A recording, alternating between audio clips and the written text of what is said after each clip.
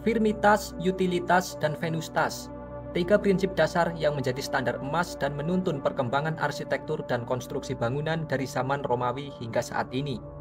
Tiga prinsip ini ditegaskan oleh Marcus Vitruvius Pollio dalam karyanya yang berjudul De Architectura, atau dikenal sebagai Ten Books on Architecture.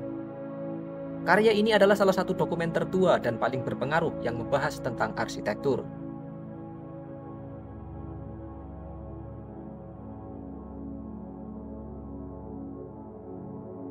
De Architectura mencakup 10 buku yang membahas berbagai aspek penting dalam dunia arsitektur.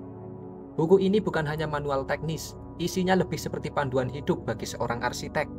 Dari bagaimana merencanakan tata letak kota, memilih material terbaik untuk bangunan, hingga memahami proporsi tubuh manusia yang menjadi dasar harmoni desain. Konsep proporsi manusia inilah yang kelak menginspirasi Leonardo da Vinci dengan sketsa terkenalnya, Vitruvian Man. Leonardo's sketch, which is influenced by the writings of the Roman architect Vitruvius, places a man firmly at the center of a circle and a square.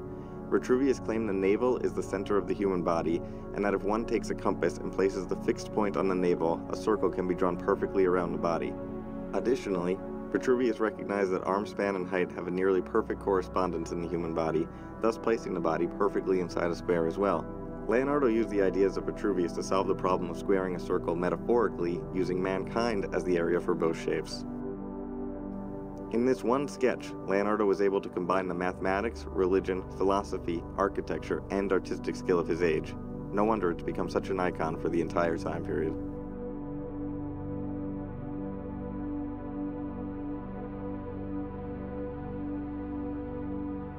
Vitruvius adalah seorang arsitek dan insinyur Romawi yang hidup pada abad ke-1 sebelum Masehi, di masa pemerintahan Kaisar Augustus. Beliau tidak hanya membangun, tetapi juga berpikir mendalam tentang bagaimana bangunan seharusnya dirancang. Tiga prinsip dasar yang ditegaskan Vitruvius menjadi landasan bagi arsitek Romawi dan menginspirasi generasi arsitek di masa selanjutnya, termasuk pada masa Renaissance, dan hingga saat ini pemikiran Vitruvius masih tetap relevan. Vitruvius bukan sekedar ahli teori. Dalam bukunya, ia juga membahas teknologi dan inovasi pada zamannya, seperti mesin hidrolik dan mesin perang. Itu menunjukkan betapa ia tidak hanya fokus pada seni, tetapi juga pada sains yang mendukung keberhasilan konstruksi.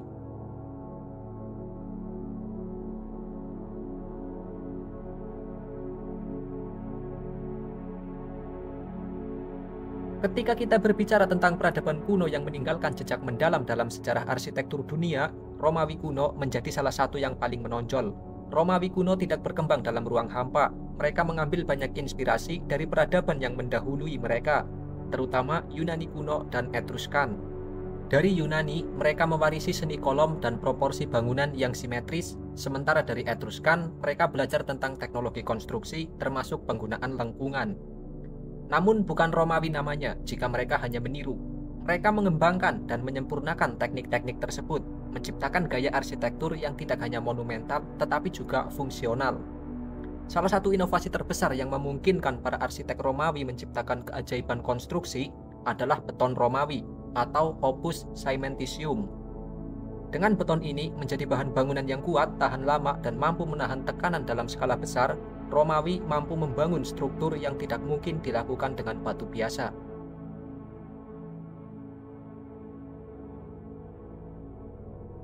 Pantheon adalah contoh menakjubkan dari penggunaan beton dalam arsitektur Romawi.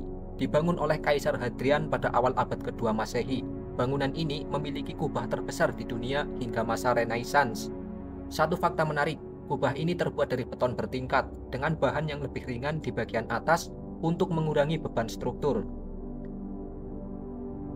Tidak kalah megahnya adalah Colosseum, amfiteater terbesar di dunia kuno yang mampu menampung hingga 50.000 penonton. Dibangun di bawah pemerintahan Kaisar Vespasian dan diselesaikan oleh putranya Titus pada tahun 80 Masehi. Colosseum menjadi saksi dari berbagai pertunjukan gladiator dan acara publik. Keahlian Romawi dalam penggunaan lengkungan dan faul terbukti dalam rancangan Colosseum, yang memungkinkan distribusi beban secara efisien dan menciptakan area penonton yang luas tanpa tiang penyangga yang menghalangi pandangan. Romawi juga dikenal karena infrastruktur mereka yang canggih. Arsitektur Romawi kuno bukan hanya tentang bangunan megah, tetapi juga tentang kejeniusan teknik, pemahaman mendalam tentang material, dan visi untuk menciptakan struktur yang melayani kebutuhan masyarakat, sekaligus memancarkan kemegahan. Pengaruh arsitektur Romawi tidak berhenti ketika kekaisaran jatuh pada abad ke-5 Masehi. Banyak elemen desain mereka yang diadopsi dan disempurnakan oleh peradaban-peradaban berikutnya. Gaya bangunan Renaissance, misalnya, tokoh seperti Leon Battista Alberti membaca karya Vitruvius dan menghidupkan kembali gagasan-gagasannya, yang kemudian menjadi dasar dari banyak arsitektur Renaissance yang kita kagumi hari ini. Arsitektur Renaissance kembali menghidupkan kolom, kubah, dan proporsi simetris Romawi. Vitruvius dengan pemikiran dan tulisannya tetap menjadi referensi penting bagi arsitek selama berabad-abad, memberikan landasan teoritis yang menghubungkan estetika, fungsi, dan struktur. Meskipun kita mungkin tidak melihat wajah Vitruvius atau tahu dengan pasti bagaimana penampilannya, warisan pemikirannya terus hidup di sekitar kita. Setiap gedung modern yang berdiri kokoh, setiap jembatan yang melengkung elegan, semuanya memiliki secuil sentuhan Vitruvian di dalamnya. Dan itulah mengapa mengenal karya seperti De Architectura bukan sekedar mempelajari sejarah, tetapi memahami akar dari apa yang membuat arsitektur berkembang dari zaman kuno hingga sekarang.